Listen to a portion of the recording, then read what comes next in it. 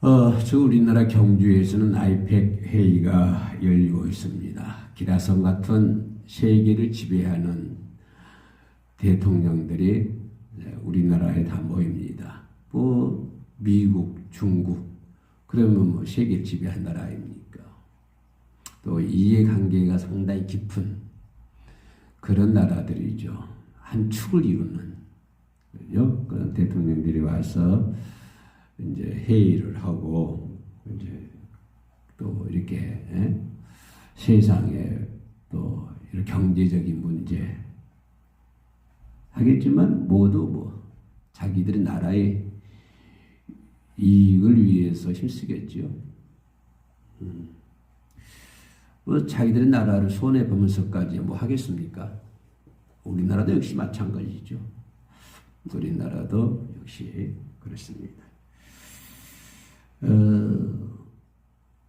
이렇게 신뢰하고 믿는다고 하는 것이 상당히 중요해요. 인간사, 인간의 세상을 살아가면서도 내가 누구를 믿고 신뢰한다. 믿고 산다. 신뢰하며 산다. 과연 여러분들은 내가 믿고 정말로 신뢰할 수 있는 사람, 내가 정말 믿을 수 있는 사람, 얼마나 있습니까? 아내가 남편을 믿고 신뢰할 수 있을까요? 부모가 자식을 믿고 신뢰할 수 있을까요? 부모, 형제간에도 그러는데 이웃간에 그죠? 자, 우리가 믿음 신앙생활을 하면서 누군가를 믿고 신뢰한다고 하는 것이 우리 인간의 모습은 참 어렵지 않나 그렇게 생각을 합니다. 왜냐하면 예수님께서 바다를 이제 너무 피곤하셨나 봐요. 우리 예수님의 일정이 피곤하시잖아요. 그분이 아침 일어나자마자 새벽 기도해야 되고 또 여기저기 다녀야 되고 병도 고쳐야 되고 또 기도도 해야 되고 또 귀신 들린 사람이 있으면 고쳐주기도 하고 예수님의 공생애가 참 피곤한 생애예요. 나이는 한참 나이를 할 수 있죠. 30대니까 한참 나이 있지만 혈기왕성한 그런 시대에 그런 나이지만 그래도 참 예수님의 하루 살아가는 모습들이 참 피곤해요. 그래서 이제 오늘 본문 말씀 보면은 뭡니까? 제자들과 함께 배에 올라가지고 오르자마자 막 주무셨나 봐요. 주무셨어요. 근데 태풍이 왔어요. 태풍이 왔는데 바다가 이제 요지경을 치는 거죠. 그냥 저도 처음에 살아왔기 때문에 태풍 만난 배를 가끔 타고 했습니다. 옛날에는. 그러면 파도 속을 배가 들어가면 배가 보이지를 않아요. 배가. 파도 높으니까 이 배가 이게 파도를 타잖아요. 쫙 탔다 내려갔다가 올라갔다 내렸다는데 올라올 때 배가 있는데 내려가면은 배가 안 보여요. 배가 안 보여. 그러면 배가 쑥 내려가면 마치 우리 뭡니까 놀이터에서 탄 거 있잖아요. 배 타는 거 이렇게 쑥 내려왔다가 올라갔다 내려갔다. 그거 똑같아요. 내려가면 사람들이 확 합니다. 그래 태풍이 몰아치니까 제자들 예수님을 깨우죠. 예수님을 깨워가지고 바다를 명하죠. 바다를 명하는데 그걸 성경 본문 말씀에 얘기를 합니다. 제자들이 제자들이 말하기를 두려워하고 놀랍게 여겨 서로 말하되 그가 누구에게 바란가 물을 명하여 순종하는가. 그가 누구냐 도대체. 그분 제자들은 지금 예수님과 3년 동안 같이 생활한 사람입니다. 그런데도 아직까지도 예수님이 누군지를 몰라요. 예수님이 그토록 철저하게 교육을 시키고 또 신물 설교도 하잖아요. 다니면서 비유를 들어서 말씀해 주시기도 하시고 설교를 하시기도 하시고 아까도 얘기했습니다만 귀신 들인 사람 고쳐주기도 하고 병든 자를 치료해 주기도 하고 많은 기사와 이적을 행했음에도 불구하고 그것들을 직접 목격했던 사람들 아닙니까? 제자들이. 그럼에도 불구하고 제자 도대체 예수 사랑과 누구기에 바람과 물을 명할 때 바람과 물이 신중하느냐. 제자들이 아직도 예수님이 누군가는 몰라요. 아직도 누군가는 몰라요. 오늘 이 시대를 살아가고 있는 우리들은 안 그럴까요? 우리들도 과연 예수가 누구라 생각하십니까?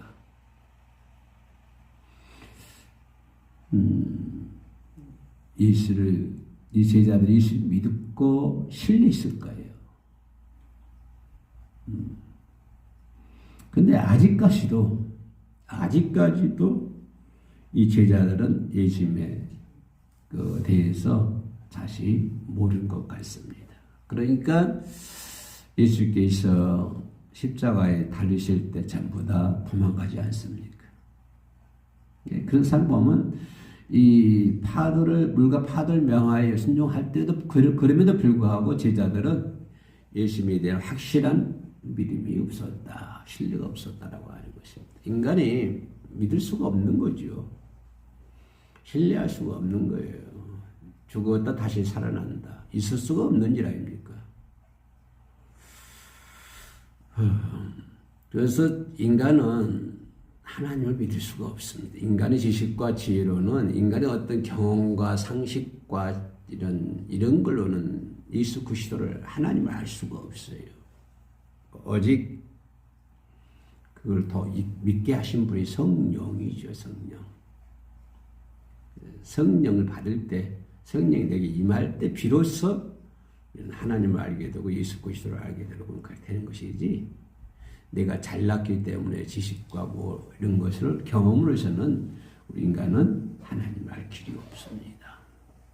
이 제자들도 막 그 바다 중앙에서 예수님에 대해서 알지 못했어요. 진정으로. 그렇게 3년 동안 같이 생활했지만 지금도 예수를 몰라요. 이럴 때 예수께서 말씀하시기 도대체 너희 믿음이 어디 있느냐. 그러면 예수님은 그걸 무엇일까 잘 알아요. 인간의 그 제자들의 상태와 제자들의 그 모습과 그런 것들을 예수님은 다 잘 알고 있어요. 그렇기 때문에 예수님은 제자들에게 훗날에 내가 올라가는 것이 너에게 더 낫다, 유익이다. 성령께서 오시면 너희를 가르치고 지키게 할 것이다. 예수님도 그러한 인간의 모습들을 잘 알아요. 우리 인간이 아무리 권력이 있고 권세가 있고 뭐 중국의 진시 황제를 할지라도 인간은 유한한 존재입니다. 아무것도 할 수 없어요. 자연 앞에서 인간이라고 하는 것은 아무것도 할 수 없는 것. 그대로 자연 앞에 당하는 것밖에 없어요. 뭐 지진이 온다, 쓰나미가 온다, 비가 많이 온다. 어째 길이 없잖아요. 얼전에 강릉에서 비가 안 오니까 난리 야단 법석이었잖아요. 그 작은 조금 비가 안 와도 인간은 짤짤 매는 거예요. 이것이 인간의 모습이거든요. 죄인된 인간의 모습이에요. 자, 이럴 때 본문에서 예수님은 믿음에 대해서 말씀해 주고 있는데 뭐냐면 사명을 안수해야 된다. 사명을 안수하려면 세월을 아껴야 된다고 하는 것입니다. 우리가 흔히 기도할 때 뭐 사명 감당하자, 충성하자, 뭐 직분자 구할 것은 충성이다, 사명 감당하자, 막 기도하고 그러잖아요. 그러면 사명 감당하기 위해서는 뭘 해야 되냐? 시간을 아껴야 된다고 하는 것입니다. 사명을 감당하려면 시간이 아껴야 돼요.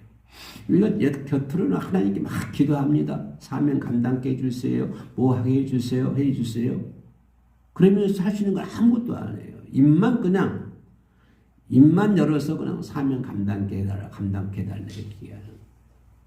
그리고 그 사명을 감당하려고 그러면 뭐가 이렇게 따라와야 될 거 아니에요. 그죠? 내가 주님께서 주신 사명 감당해야 된다. 그 감당할 수 있게끔 하는 게 기도한다. 라고 하면 뭐가 따라와야 돼. 거기에 맞는, 그죠? 따라와야만이 사명 감당할 수가 있는 것이죠. 가만히 앉아서 사명 감당해 주세요 하면 사명 감당이 됩니까?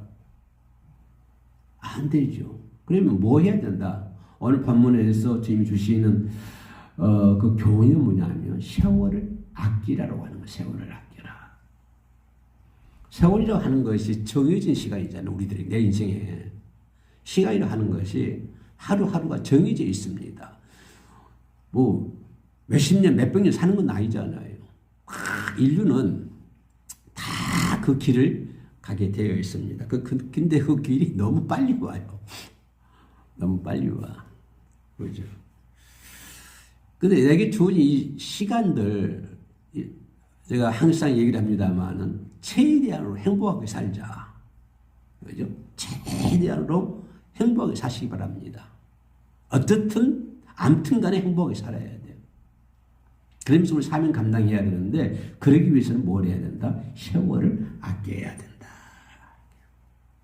예수님께서도 아침에 일어나자마자 기도하시고 또 뭐 병든 자를 치료해 주시고 기머거리를 고쳐 주시고 귀신 들린 자를 고쳐 주시고 계속적으로 일을 합니다. 계속 하루하루를 최선을 다해 열심히 살아가시는 거예요. 최선을 다해서. 그래서 예수님의 공생애가 3년간이잖아요.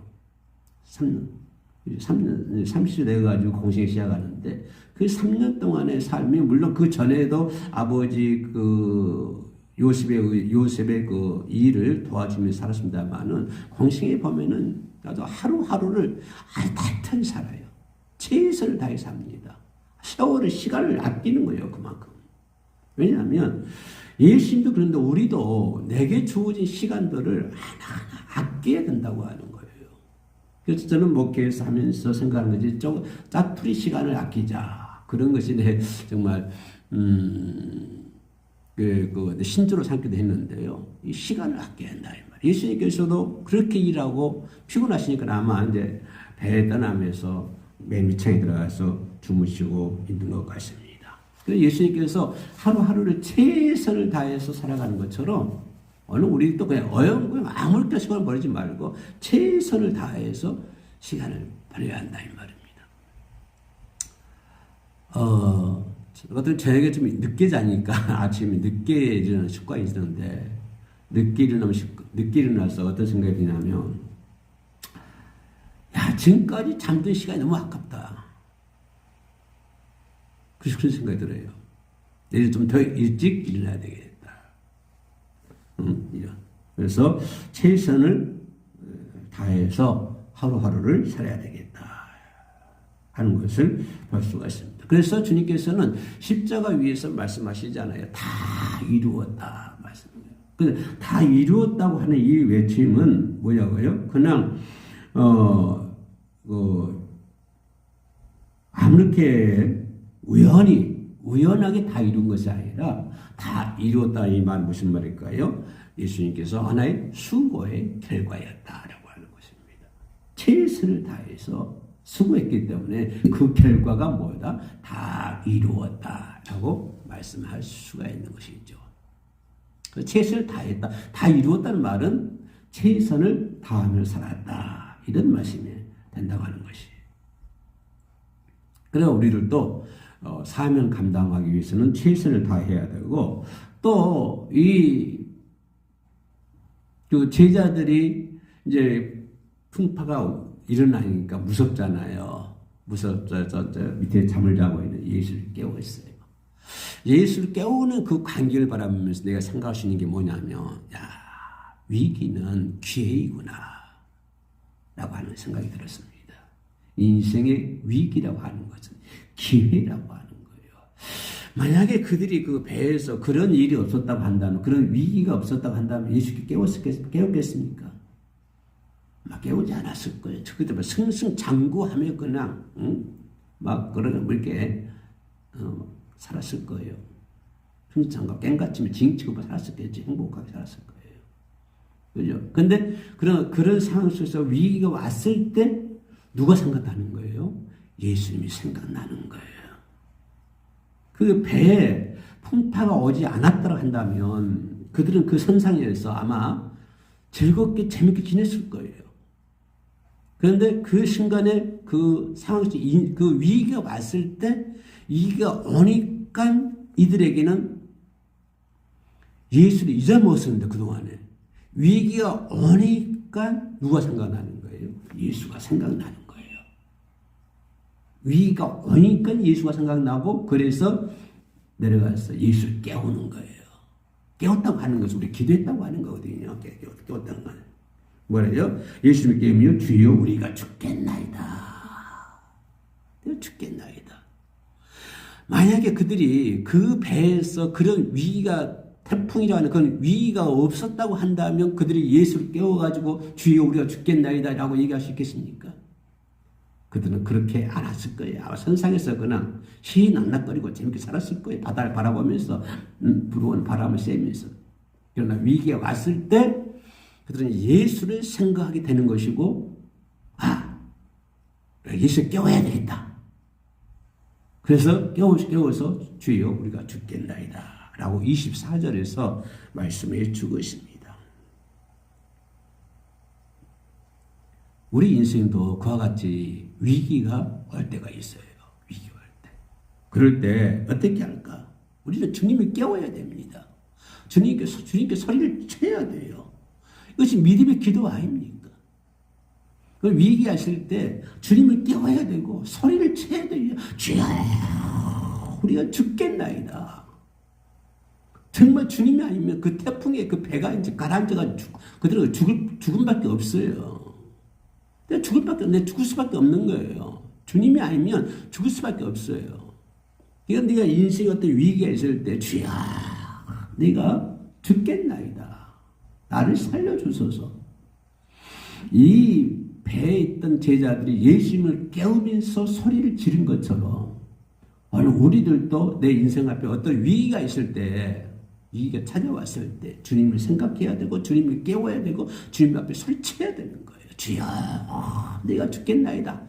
그러면 나만 죽겠습니까? 내 이웃은요. 내 이웃도 죽어요. 우리나라는요. 우리나라도 죽게 생겼습니까? 그러면 나라와 민족 위해서 기도해야 된다고 하는 거죠. 바로 거기에 나온 거예요. 주여 우리나라가 죽겠습니다. 동서가 갈라지고 빈부격차가 심해지고 정말 힘들어요. 이렇게 주님께 위기 상황에서 기도하는 것이 그것이 나라와 민족을 위한 기도 아닙니까? 자때는 내 인생 앞에 내 가정 앞에 어떤 어려움이 있을 때 위기가 왔을 때 이 배에서 제자들이 예수님을 기억하고 소리치며 기도했던 것처럼 오늘 저와 여러분들도 그렇게 소리치고 기도를 해야 돼요. 그럴 때 우리는 예수님의 능력을 더 알게 되는 거예요. 그 제자들 예수님께서 바람을 잠잠하게 하고 파도를 잠잠하게 하니까 저분이 누구이기에 파도도 잠잠하고 물도 잠잠한 도대체 저분이 누구냐? 그러니까 위기가 왔을 때의 그런 과정을 통해서 예수 그리스도의 능력을 더 알게 되는 거예요. 예수님의 능력을 알게 되는 것이고 과연 예수님이 누구라고 하는 것을 알게 되는 거예요. 저 도대체 누군데 그러느냐? 제자들 그거 아닙니까? 그런 위기를 통해서 예수님을 발견하게 되는 거예요. 예수님의 능력을 알게 되는 거예요. 예수님에 계셔서 더 깊이 예수님에 대해 더 깊이 알고 깨닫고 예수님께 나아가게 되는 거예요. 그래서 한낱 날 더 즐거워하라. 나를 부르라. 이 말씀이 기억이 나요. 그런 과정을 통해서 우리는 하나님을 더 알 수가 있는 거예요. 이 제자들처럼. 마지막으로 생각해 볼 수 있는 것은 하나님을 올바로 알아야 인생의 문제를 해결할 수가 있습니다. 하나님을 알지 못하면 인생의 문제를 해결할 수가 없는 거예요. 이 제자들이 그가 누구에게 바람과 물을 명하여 순종하는가? 25절 말씀이죠. 그동안 수많은 표적을 봐왔지만 이들은 아직도 예수님께서 우주 만물을 창조하신 분, 예수님께서 우주 만물을 명령하신 분, 그죠? 예수님께서 우주 만물을 창조하시고 우주 만물을 명령하시는 하나님의 아들이라고 하는 것을 그들은 깨닫지 못하고 있었어요. 깨닫지 못하고 있었어.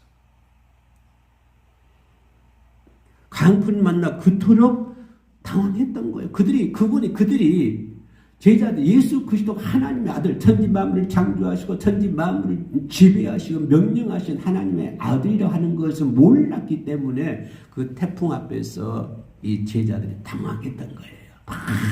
이리저리 당황했던 거예요.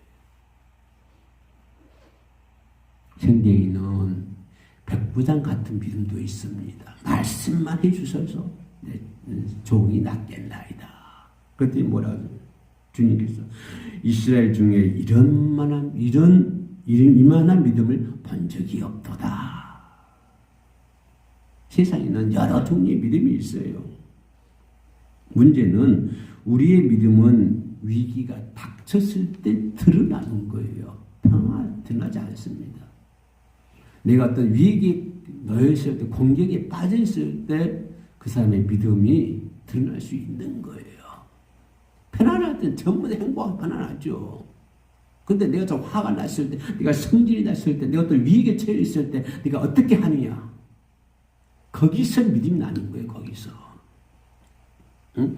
예를 들면 봉사 잘하고 예배 잘 드리고 막 잘해요.